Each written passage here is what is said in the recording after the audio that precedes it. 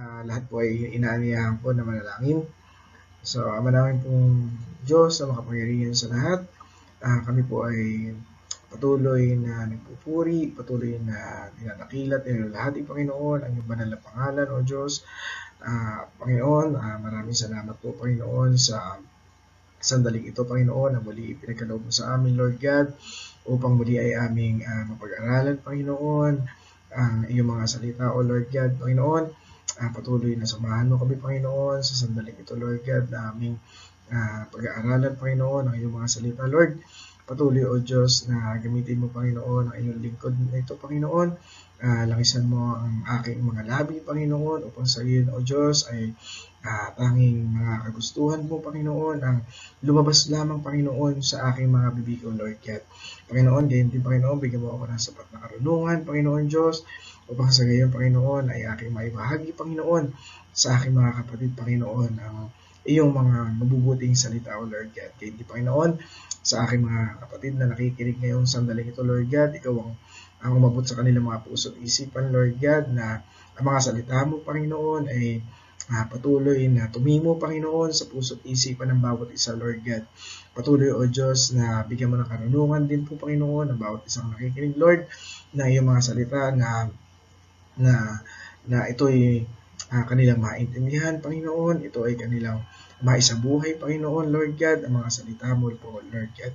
Panginoon, ikaw na po ang bahala sa amin, Panginoon, sa iyo po namin pinagkakatiwala, O Diyos, ang aming gawain ito, O Diyos. Sa iyo po ang pinakamataas na papuri, pasasalamat, in Jesus' name, Amen. Okay, so tayo po ay magpapatuloy sa ating gawain, chapter 18. At ang aking pong pamagat o ang aking pong tema para sa gabing ito, Panginoon, aking tema para sa gabing ito ay walang iba kundi ang tunay na lingkod ng Diyos. So dito malalaman po natin kung sino ba talaga o paano ba magiging isang tunay na lingkod ng Diyos. Ito ay nagpasimula sa lugar na Corinto. So, ano nga ba ang Corinto? Okay, sinasabi na ang lugar na Corinto ay puno ng pagkakasala o wickedness. So, ang mga tao dito ay ang kanilang mga ginagawa ay mga immoralidad. Kumbaga, salungat ito sa ninanais ng ating Panginoong Diyos. Okay po. Verse 1. Pagkatapos, umalis si Pablo sa Atenas at nagpunta sa Corinto. Nakilala niya roon si Aquila, isang Hudyo na taga-Punto. Kararating pa lamang nito mula sa Italia kasama ang kanyang asawa na si Priscilla. Umalis sila roon sapagkat pinalayas ni Emperador Claudio ang lahat ng Hudyo sa Roma. Nakipagkita sa kanila si Pablo at dahil sila ay manggagawa ng tolda tulad niya, siya ay nakitira sa kanila at siya ay nagtrabahong kasama nila. Tuwing araw ng pamamahinga, si Pablo ay nakikipagpaliwanagan sa mga sinagoga at sinisikap niyang mahikayat sa pananampalataya ang lahat ng mga Hudyo o Griego. So dito po makikita po natin dito na pinalayas yung mag-asawa na si Aquila at si Priscilla doon sa Roma. Bakit po? Sapagkat hindi tanggap ng Hudyo ang pagkalat patungkol sa ating Panginoong Hesukristo. So, dahil dito, unti-unti na pong talaga namang naipapangaral ang mga salita ng Diyos ang patungkol sa ating Panginoong Hesukristo. Kaya sila ay pinalayas doon sa Roma. At nakipagkita sa kanila si Apostol Pablo at nakitira sa kanila. At makikita po din natin dito na tuwing araw ng pamamahinga si Apostol Pablo ay nakikipagpaliwanagan dito sa sinagoga. At dito makikita natin na wala siyang pinipili, maging ito man po ay isang Hudyo o isang Griego. Verse 5. nang dumating sina Silas at Timoteo mula sa Macedonia, iniukol na ni Pablo ang buo niyang panahon sa pangangaral at pagpapatunay sa mga Hudyo na si Jesus ang Kristo. Nang siya salungatin at laitin ng mga ito, ipinagpag niya ang alikabok sa kanyang damit bilang babala sa kanila. Sinabi niya, kasalanan na ninyo kung kayo'y mapahamak. Hindi ko na sagutin iyon. Mula ngayon sa mga hintil na ako mangangaral. So dito po, dito ay pinapahayag ni Apostol Pablo na walang ibang Kristo, na walang ibang Mesayas kundi ang ating Panginoong Jesus lamang. So makikita po natin dito sa verse 6 na marami ang sumasampalataya doon sa pangangaral ni Apostol Pablo, at alam din naman natin na marami rin namang sumasalungat. So ipinapakita ng Diyos dito na kung gaano niya tayo kamahal, kung gaano niya kamahal ang lahat ng tao. Ngunit nasa sa atin na lamang mga tao kung paano natin siya tatanggapin o kung paano ang pagtanggap natin sa Kanya. So makikita natin ang katapatan makikita natin dito yung katapatan talaga ng isang taong sumusunod sa ating Panginoong Diyos. Okay, subalit alam naman natin na ang isang tao na sumusuway, na hindi sumusunod o lumalabag sa ating Panginoong Diyos, ano po ang nangyayari sa kanila? So, syempre alam naman natin na pinipili nila yung kanilang kapahamakan, pinipili nila yung hindi magandang mangyayari once na ang isang tao ay hindi sumunod sa ating Panginoong Diyos, na once na ang tao ay hindi sumunod sa ating Panginoong Hesukristo. So yun po yung mangyayari once na tayo ay hindi sumunod sa kalooban ng ating Panginoong Hesukristo. Kaya nga makikita natin na kapag ang isang tao na hindi sumunod sa ating Panginoong Hesukristo, kapag may mga kabigatan, may mga problema, mga suliranin na dumarating sa buhay, so wala tayong hindi natin maaaring sumbatan ng Diyos na kung bakit ganun yung nangyari sa ating buhay, sapagkat alam naman natin na kapag tinalikdan natin ang Diyos ay wala tayong dapat na isumbat sa ating Panginoong Diyos. Ngunit kung ang isang taong tumanggap sa Diyos, nakakilala sa Diyos, umibig, nagmahal sa Diyos, ito man po ay dumaan sa mga pagsubok, ito man po ay dumaan sa mga kabigatan ng buhay, ito man po ay dumaan sa mga problema, alam ng isang tao na iyon, na malalagpasan niya ang mga problemang iyon, sapagkat alam niya na hindi siya iiwanan ng Diyos. So gaya po tayo, alam natin na hindi po tayo pababayaan ng Diyos anuman pong problema at pagsubok ang dumating, ang magdaan sa ating buhay, sapagkat alam naman po natin na tinanggap po natin sa ating buhay ang Panginoong Diyos. So makikita po natin dito ang katigasan ng ulo ng isang tao. So ano ang mangyayari kapag matigas ang ulo ng isang tao? So ito ay nagdadala ng kapahamakan sa kaniyang buhay. So yun po yung mangyayari sa isang tao na talagang matigas ang ulo, na ayaw sumunod sa Diyos. So siya ay mapapahamak. So walang mabuting mangyayari sa kanya, bagkus siya ay mapapahamak lamang. So habang ang tao ay hindi tumitigil sa kasalanan, so lalo pong ang taong ito ay nababaon sa pagkakasala na hanggang dumating sa punto ng kanyang buhay na hindi na siya gumagawa ng tama, na hindi na siya gumagawa ng nakalulugod sa ating Diyos. Kumbaga, yung mga ginagawa niyang kasalanan ay normal na lang sa kanya. Hindi na siya nakukonsensya doon sa mga ginagawa niyang pagkakasala. Okay, so yun po yung nangyayari sa isang tao na na alam natin na matigas ang kanyang ulo. Okay, so alam naman po natin na tayo rin po sa buhay natin ngayon, so maraming mga tao ang nakikita natin na talagang hindi maiwanan, hindi matalikuran ang kanilang mga kasalanan. Bagamat nakakakilala sa Diyos, nakakapakinig ng mga salita ng Diyos, ngunit nandoon pa rin yung katigasan ng ulo, nandoon pa rin na hindi nila matalikuran yung kanilang kasalanan. So yun po yung nangyayari sa ilang ating pong mga kapatid na alam naman natin na nakakakilala sila sa Diyos, ngunit hindi nila kayang lubusang mabitawan yung kanilang ginagawang akala nila ay makakabuti sa kanila, akala nila ay makapagpapasaya sa kanila.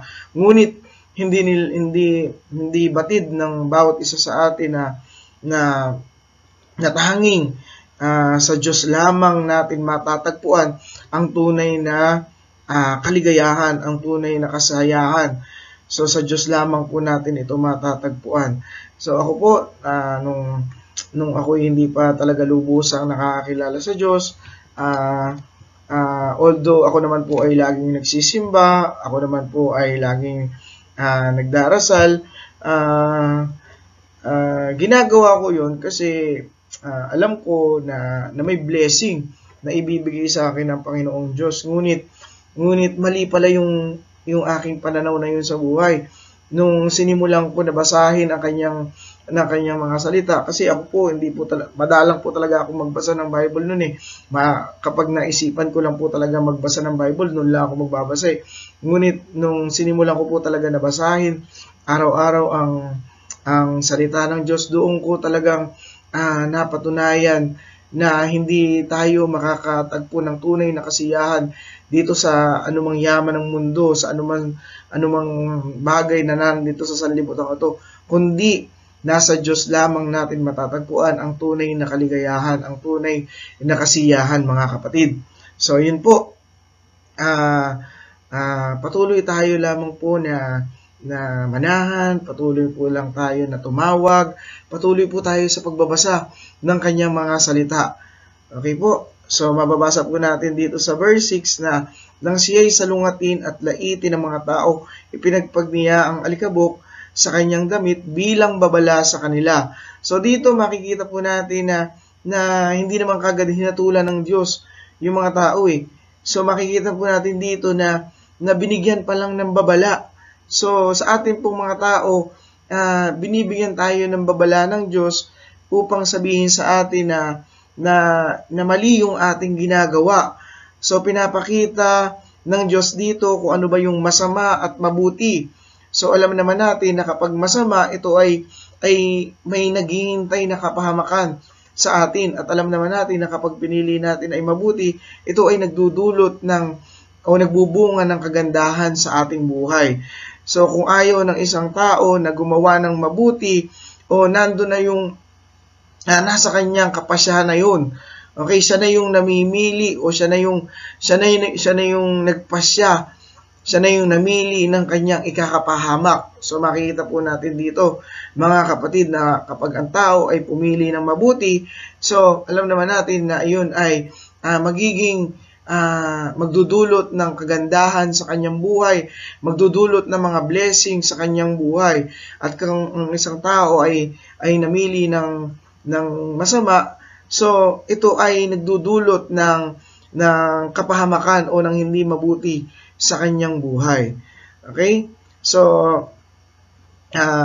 salamat po sa salita ng Diyos, dahil patuloy tayo na pinapaalalahanan dito sa mga bagay na dapat nating gawin, ano ba yung mga dapat nating gawin at ano ba yung mga dapat nating sundin bilang isang tunay na lingkod ng Diyos. Okay, so dito po maraming tao ang nasasadlak sa iba't ibang problema, iba't ibang suliranin. Pero sa kabila nun, na pinagsasabihan natin sila ng mga bagay na dapat nilang gawin, pinangangaralan sila ng Diyos sa mga bagay na dapat nilang gawin, ay nagpapatuloy pa rin sila sa kanilang pagkakasala. Bagkus ayaw nilang pakinggan ito, ang pilit nilang sinusunod yung kanilang mga sarili. Nagagalit sila kapag sila pinapakailaman sapagkat sinasabi nila na buhay nila yon, sila ang may desisyon sa kanilang buhay. So, sinasabi nila na you only live once. So, maraming mga kabataan po ngayon ang nagsasabi ng ganyan. You only live once. Yung maririnig po natin yung katagang YOLO, di po ba, sa mga kabataan. Pero, alam naman po natin na ang buhay natin ay galing sa Diyos. Alam naman po natin na ang buhay natin ay dapat na inilalaan lamang natin sa kalulugod ng ating Panginoong Hesukristo. So marami ang nagsasabi na minsan lang tayo mabubuhay dito sa mundong ito, gawin natin yung makapagpapasaya para sa atin. So tama naman po yun, ngunit alamin din po natin na ito bang nakakapagpasaya sa atin ay nakapagpapasaya rin sa Diyos. Kung ganun po ang nangyayari na nakapagpapasaya sa atin, na nakapagpapasaya sa Diyos, so ito po ay alam natin na tama. Ngunit kung ang ginagawa natin ay yung sarili lang po natin ang nagiging masaya, mag-isip-isip po tayo sapagkat tama na magiging masaya tayo sa una, ngunit sa bandang huli, ano ang naghihintay sa atin? Ang naghihintay po sa atin, mga kapatid, ay talaga namang kapahamakan, mga kapatid.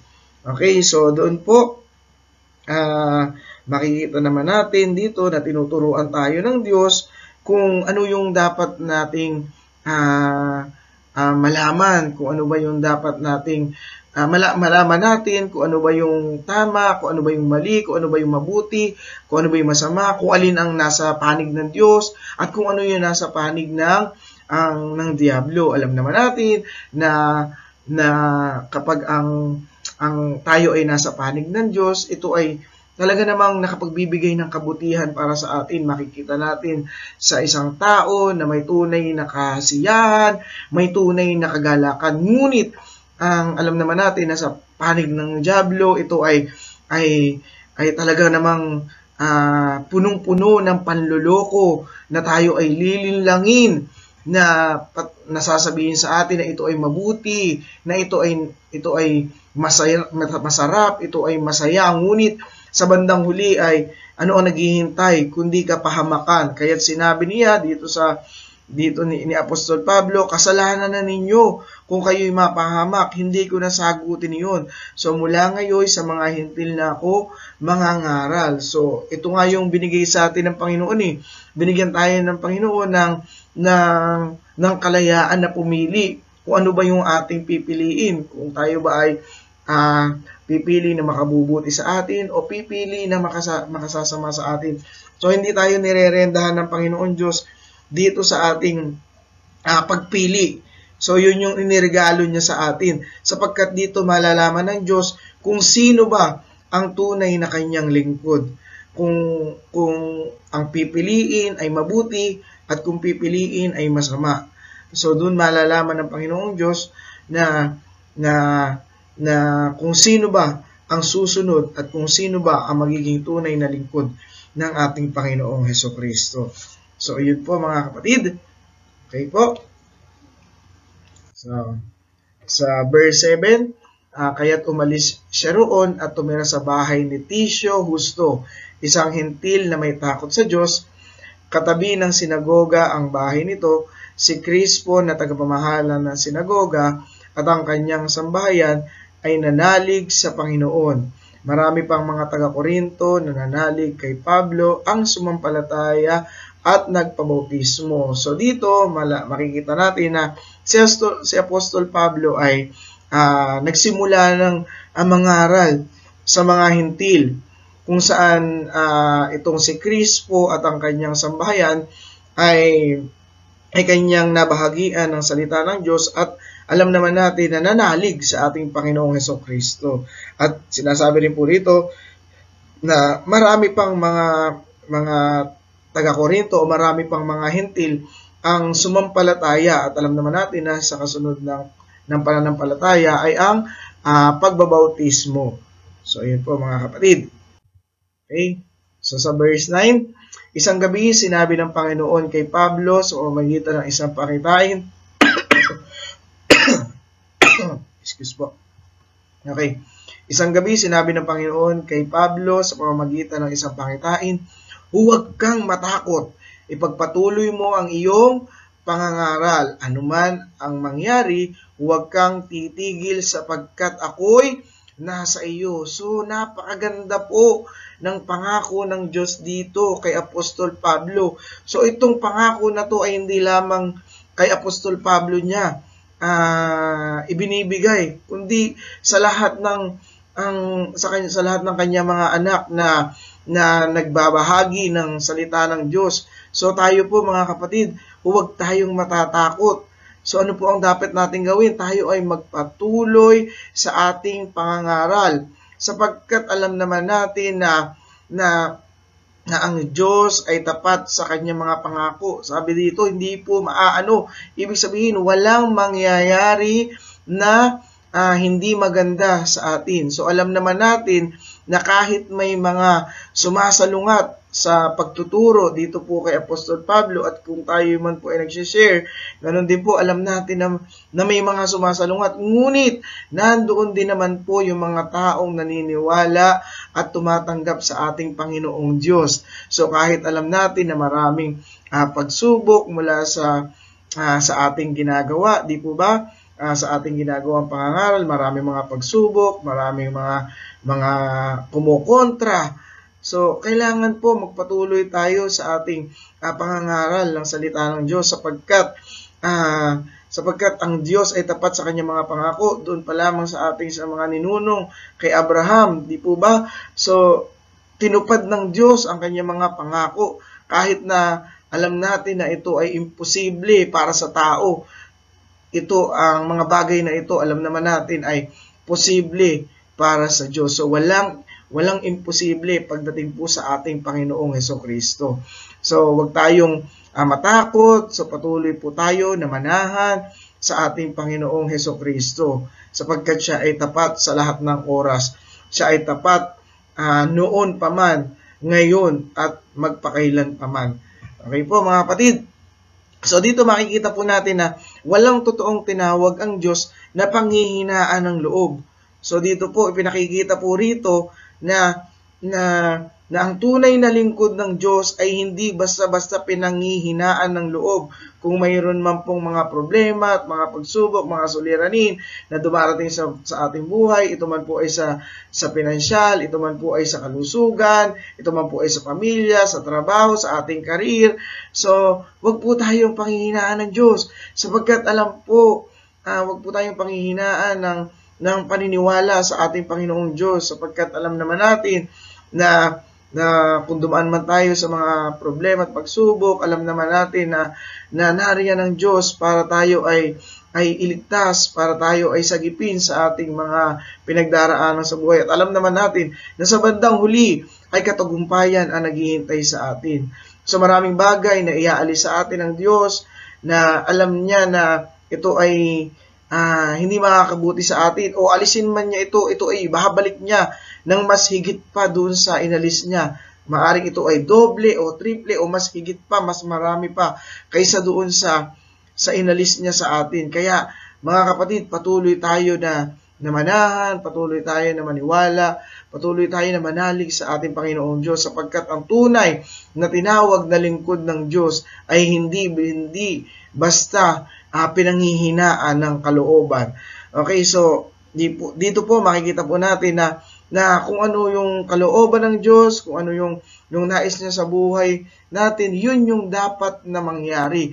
Yun yung dapat na masunod sapagkat ito yung makakabuti. So hindi dapat natin ipilit kung ano yung ninanais natin. Bagkus sumunod tayo kung ano yung ninanais ng Diyos para sa ating buhay. So, dito pinakikita po dito na dapat tayo po ay laging nakatutok.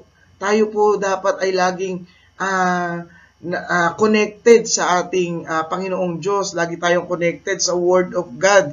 So, yun po, huwag tayong mawawalan ng koneksyon, huwag tayong mawawalan ng signal pagdating sa ating Panginoong Diyos. Sapagkat alam naman natin na kapag nawalan tayo ng signal, unti-unti dyan na po tayo manghihina, dyan na po tayo panghihinaan ng loob. So dyan na po tayo madaling mapapasok o madaling matatalo ng kaaway. So isang halimbawa na po dito, yung isang cellphone, di po ba? Yung isang cellphone na kapag nalulubat na uubusan na ng power, ano yung ginagawa natin? So ang ginagawa po natin dito ay charge natin upang magkaroon ng panibagong lakas, upang ma-recharge siya, upang magkaroon ng panibagong power. So ganun din po tayo mga kapatid.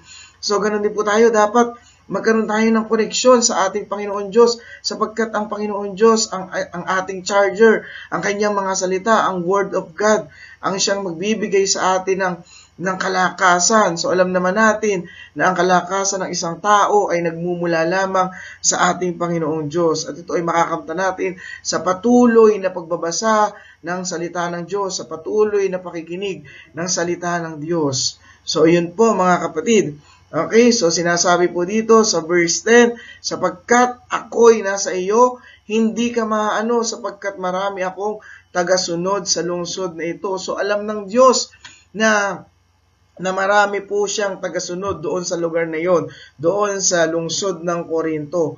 So marami alam naman natin na marami ang sumasalungat, ngunit batid ng Diyos na maraming tagasunod siya doon sa lugar na yon. Maraming naniniwala sa kanya doon sa lungsod ng Corinto. Kaya sinabi niya kay Pablo na ipagpatuloy lamang ang kanyang pagtuturo doon sa lungsod o sa lugar ng Corinto. So alam naman natin na ang kapangyarihan ng Diyos ay talagang superpower. So superpower ang kapangyarihan ng Diyos, hindi natin ito kayang arukin, hindi natin ito kayang abutin. So sapagkat ang Diyos lamang ang nakakaalam ng mga bagay na hindi natin nalalaman. So ang Diyos lamang ang nakakaalam o ang nakakabatid ng mga bagay na nais niya para sa atin. So yun po mga kapatid. So sabi po dito sa verse 11, kaya't nanatili siya roon at ipinangaral niya ang salita ng Diyos sa loob ng 1 taon at kalahati. So dito po natupad po yung sinabi ng Diyos na huwag titigil itong si Apostol Pablo. So dito ay nagtagal siya doon sa Corinto, sa lungsod ng Corinto, sa loob ng 1 kalahating taon sa kanyang pangangaral sa mga taga-Corinto. So ayan po mga kapatid. Sa verse 12, subalit nang si Galyo ay naging gobernador ng Akaya, nagsama-sama ang mga Hudyo sa pagdakip kay Pablo at pagdadala sa kanya sa hukuman. Verse 13, pagdating nila doon ay sinabi nila, hinihikayat ng taong ito ang mga mamamayan na sumamba sa Diyos sa paraang labag sa batas. So dito po makikita po natin na gumagawa ng istorya, gumagawa ng gulo itong mga Hudyo para mapigilan si Apostol Pablo sa kanyang pagbabahagi, sa kanyang pangangaral ng salita ng Diyos.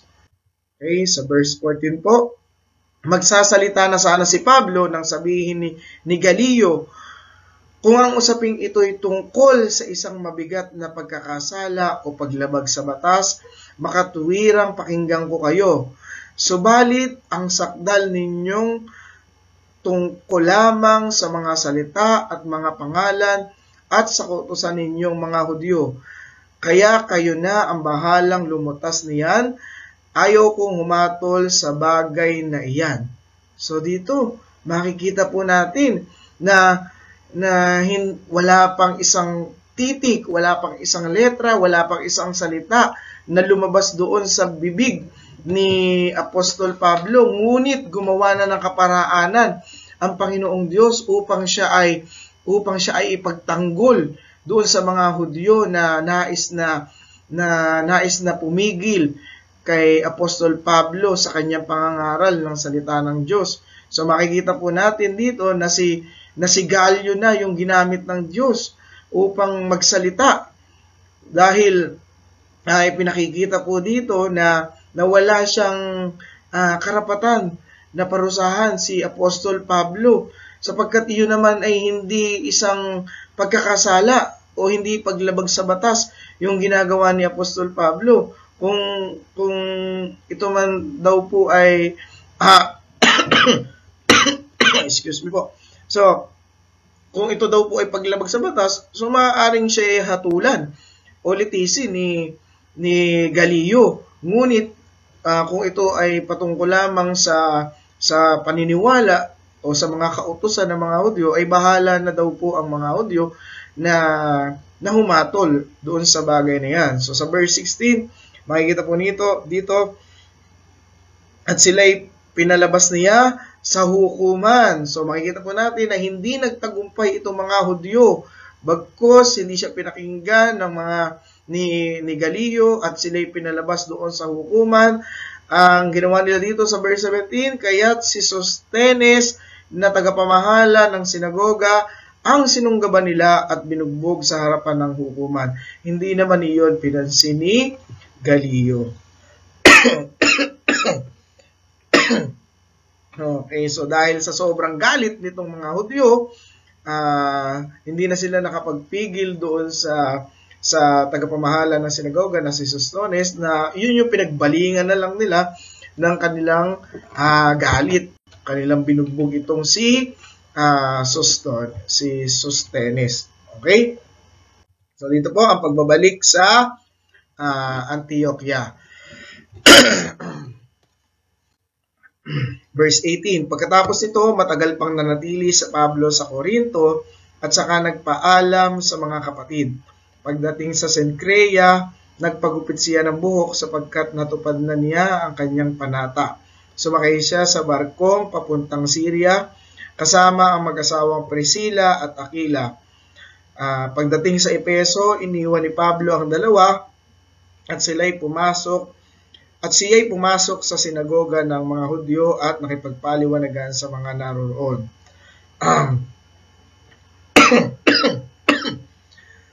Verse 20, hiniling nilang tumigil siya roon ng mahaba-habang panahon, ngunit siya'y tumanggi.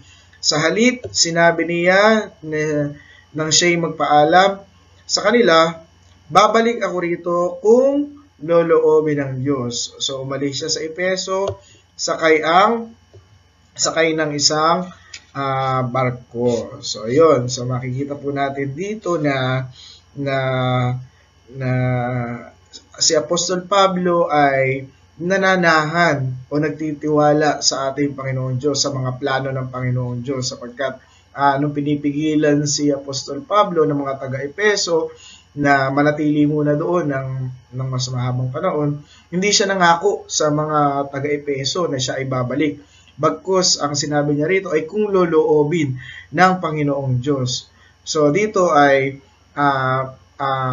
nananahan siya kung ano yung magiging plano ng Panginoon Diyos, kung papayagan pa ba siya ng Diyos na makabalik doon sa Efeso o hindi na. So ganoon din po tayo mga kapatid.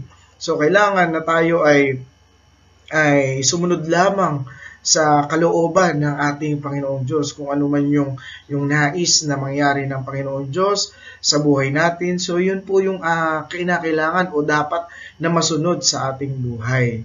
So yun po, kung nais ng Diyos na tayo ay patuloy na maglingkod, na patuloy na mangaral, so yun po yung dapat nating sundin. So hindi naman po kasi dapat mga kapatid na tayo ay nakikinig lamang parati ng salita ng Diyos. So ano po ba ang nais sa atin ng Diyos? So ang nais ng Diyos ay ibahagi rin po natin kung ano yung mga salita na ating napapakinggan doon sa ating mga kapatid na mga hindi pa lubusang tumatanggap at nakakakilala sa ating Panginoong Diyos. So yun po yung kalooban ng Diyos para sa atin mga kapatid. Okay po, amen po. Dito sa verse 22, pagdating sa Caesarea, pumunta siya sa Jerusalem at bumati sa iglesia. Pagkatapos siya ay nagtuloy sa Antioquia. Tumigil siya roon ng kaunting panahon at pagkatapos ay muling naglakbay. Pinuntahan niya ang mga bayan sa lupain ng Galacia at Phrygia at pinatatag sa pananampalataya ang mga alagad doon. So makikita po natin dito na kailangan tayo po bilang mga magkakapatid sa pananampalataya, so tayo po ay magpalakasan, mga kapatid. So gaya ng ginawa dito ni Apostol Pablo, so pinuntahan niya ang mga kapatid sa pananampalataya, at doon ay nagpalakas siya ng kalooban ng mga kasama niyang nananampalataya, ang mga alagad din ng Panginoong Diyos na katulad niya. So tayo po mga kapatid sa buhay natin ngayon, tayo po bilang mga mananampalataya ng Diyos, tayo po ay patuloy na maging kalakasan, patuloy na tayo ay magpalakasan sa isa't isa pag nalalaman natin o napapansin natin na nanghihina yung ating kapatid o may mga pinagdadaanan siyang mga problema at pagsubok. So, tayo yung isa dapat na nakakaramdam nun, tayo yung isa dapat na nakakaunawa, nakakaintindi sa pinagdaraanan ng ating kapatid. Kaya nandoon na dapat natin i-comfort ang ating kapatid. Nandoon na dapat na mas patatagin natin siya, iparamdam natin sa kanya na patuloy na may nagmamahal sa kanya dahil sa kalooban ng Diyos, dahil sa pag-ibig ng Diyos. So yun po mga kapatid, patuloy po tayo na magpalakasan sa isa't isa mga kapatid. Okay? So dito po si Apollos sa Efeso at sa Corinto. Verse 24, dumating sa Efeso ang isang Hudyong nagngangalang Apollos, siya'y taga Alejandria, mahusay magtalumpati at maraming alam sa banal na kasulatan. Naturuan siya tungkol sa daan ng Panginoon at masigasig na nangangaral at nagtuturo ng wasto tungkol kay Jesus. Ngunit hanggang sa bautismo ni Juan lamang ang kaniyang nalalaman. So verse 26, siya'y buong tapang na nagsasalita sa sinagoga ng mga Hudyo nang marinig na mag-asawang Aquila at Priscilla ang pagpapaliwanag ni Apollos. Siya'y isinama nila sa kanilang bahay at dooy pinaliwanagan ng mas mabuti tungkol sa daan ng Diyos. So dito po, amen. So dito po makikita po natin dito na itong si Apollos ay isang lingkod din ng Diyos. Isang Hudyo na lingkod din po ng Diyos kung saan malakas ang loob na ipinapangaral niya ang katuruan ng Diyos. Ngunit kulang yung kanyang nalalaman sapagkat ang kanyang nalalaman ay hanggang sa pagbabautismo lamang po ni Juan sa ating Panginoong Hesukristo. Alam naman natin na si John the Baptist ay mas nauna na ipinanganak sa ating Panginoong Diyos. Alam naman natin na siya ay pinsan ng ating Panginoong Hesukristo. So, ipinanganak itong si Juan upang linisin ang daraanan ng ating Panginoong Diyos, ng ating Panginoong Hesukristo. So, yun po yung nalalaman ni Apollos. At nang ito po ay marinig na mag-asawang Aquila at Priscilla, so ito po nalaman po dito ay pinaliwanagan nung mag-asawa itong si Apollos. Okay, isinama sa kanilang tahanan at pinaliwanagan ng mas mabuti tungkol sa daan ng Diyos o patungkol sa ating Panginoong Hesukristo. Okay, verse 27, at nang ipasya niyang pumunta sa Akaya, pinalakas ng mga kapatid ang kanyang loob at sumulat sila sa mga mananampalataya sa Akaya na tanggapin si Apollos. Pagdating niya doon, malaki ang naitulong niya sa mga tao nang dahil sa kagandahang loob ng Diyos ay sumampalataya sapagkat nadaig niya ang mga Hudyo sa kanilang pagtatalo sa harap ng madla. Sa pamamagitan ng mga kasulatan ay pinatunayan niyang si Jesus ang Kristo. So dito po ay nagpunta si Apollos doon sa lugar ng Akaya kung saan doon siya nangaral ng salita ng Diyos. At dahil po doon maraming tao ang tumanggap at nakakilala po sa ating Panginoon Diyos. At ito na rin po ay dahil na rin sa tulong ng kagandahang loob po ng ating Diyos. Kaya marami pong tao doon sa Akaya ang nakakilala at ang tumanggap sa ating Panginoong Diyos. So makikita po natin dito na natalo po nitong si Apolos yung mga Hudyo sa kanilang pagtatalo sa harap ng madla. So hindi naman ito po matatalo ni Apolos sa sariling galing niya lamang, sa sariling talino niya lamang, sapagkat ang kanyang husay, ang kanyang karunungan ay nagmula sa kagandahang loob ng Diyos. At syempre, sa pamamagitan po ng kasulatan. So ano po ba yung kasulatan na yun? Ito po yung Word of God. So makikita po natin dito na talagang napakapakapangyarihan ng salita ng Diyos, sapagkat dito po ay nabubuksan talaga ang tunay na isipan, nabubuksan ang katotohanan lamang ang naihahayag, ang katotohanan patungkol sa ating Panginoong Hesukristo. So yun po mga kapatid. So tayo po ay patuloy na manahan, patuloy na manalig, patuloy na magtiwala sa ating Panginoong Diyos. Okay po, so manatili po tayo sa salita ng Diyos. Manatili po tayo sa pangako ng Diyos, sapagkat ang lahat ng bagay sa mundong ito, ang langit at ang lupa ay lilipas, ngunit ang salita ng Diyos ay mananatili magpakailanman. So yun po, dito na po tayo matatapos mga kapatid. Sige po, tayo po ay manalangin. O Ama naming Diyos na dakila't makapangyarihan sa lahat. Ama, salamat po Panginoon Diyos sa iyong mga salita, O Diyos, na ibinahagi mo sa aming buhay, O Diyos. Nawa, Panginoon, ang mga salita mo ito, Panginoon, ay manatili, Panginoon, sa aming mga puso't isipan, Lord God. Panginoon, gamitin mo ang mga salita mo ito, Panginoon, upang lubusan ka namin makilala, Panginoon, pa sa aming buhay, Lord God, upang lubusan ka pa namin mas mahalin, Panginoon, sa aming buhay, O Lord God. Panginoon, tulungan mo kami, Panginoon, na patuloy na magbago, Panginoon, patuloy na akayin mo kami, Panginoon, sa daan ng katuwiran, sa daan ng kaliwanagan, Panginoon, na naaayon lamang sa iyong kagustuhan, Panginoon. Tanging kagustuhan mo, O Diyos, ang mangyari, Panginoon, sa aming buhay, Lord God. Ama, maraming salamat po, O Diyos, sa iyo po namin ibinabalik ang pinakamataas na papuri, pasasalamat, pagdakila at pagkilala. Ang lahat ng ito, O Diyos, ay aming itinataas at dinadalangin sa dakilang pangalan ng iyong anak na si Hesukristo na nabubuhay magpasawalang hanggan, kapisan ng banal na Santong Espiritu. Amen at amen at amen.